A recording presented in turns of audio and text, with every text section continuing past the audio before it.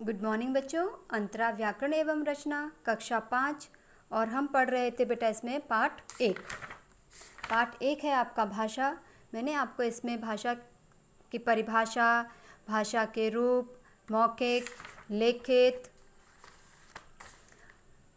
बोली, उसकी भाषाएं, भारत में कितनी भाषाएं बोली जाती हैं, लिपि, लिपियां और व्याकरण, व्याकरण के अंग, ये सारा मैंने आपको पढ़ा दिया है।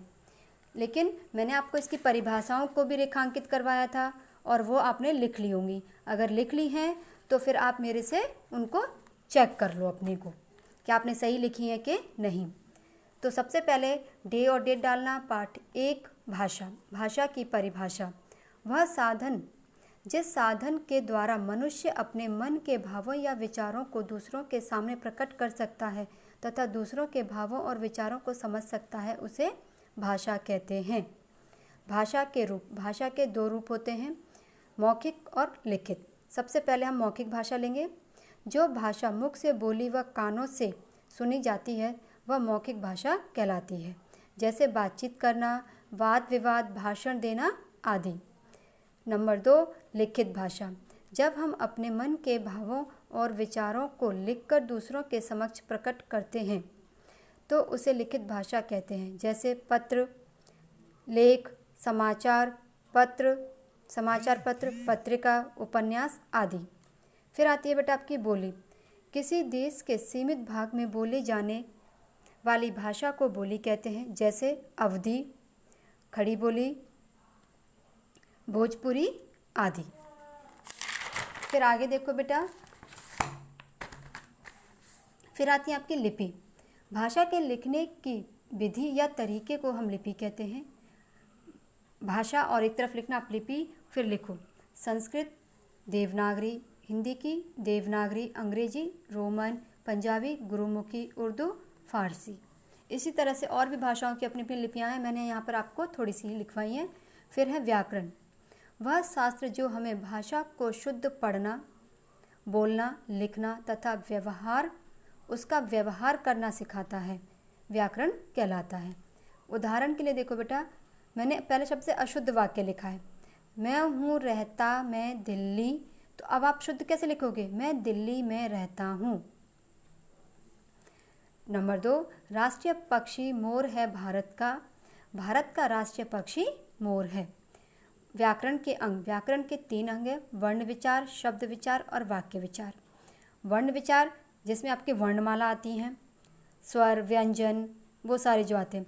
शब्द विचार, वर्णों से शब्द बनते हैं, जब हम वर्णों को जोड़ करके लिखते हैं तो आपके शब्द बनते हैं और शब्दों से आपके वाक्य बनते हैं। तो शब्द, वर्णों या अक्षरों के सार्थक समूह को शब्द कहते हैं। वर्णों या अक्षरों के सार्थक समूह को शब्द कहते हैं। इसके बाद बेटा आप लोगों के लिए गृह कार्य में है, ये सारा काम आपको अपनी फेयर नोटबुक पर करना है। उसके बाद मुझे दिखाना भी है कि आपने काम किया है कि नहीं किया। सही विकल्प पर सही का निशान लगाइए। पहले आपको इन प्रश्नों को पढ़ना है और ये 4 आपको ऑप्शन दिए हुए हैं, विकल्प दिए हुए हैं, इनमें से एक उत्तर सही है, उसको आपको टिक करना है।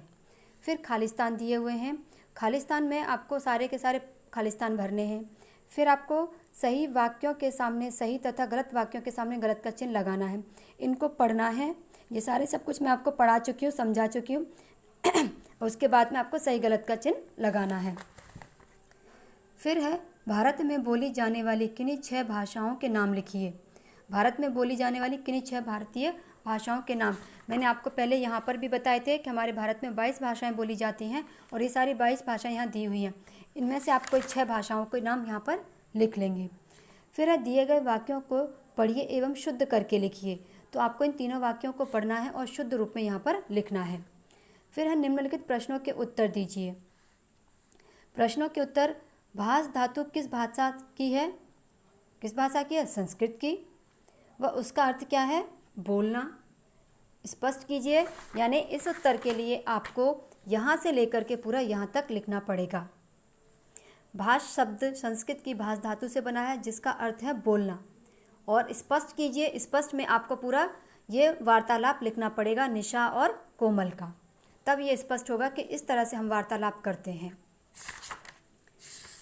उसके बाद में है आपका बोली किसे कहते हैं। बोली की मैंने आपको परिभाषा लिखवा दी है, वही इसकी बोली है। तो बोली वाला प्रश्न आपको दोबारा करने की ज़रूरत नहीं है कि बोली वाला ये रहा।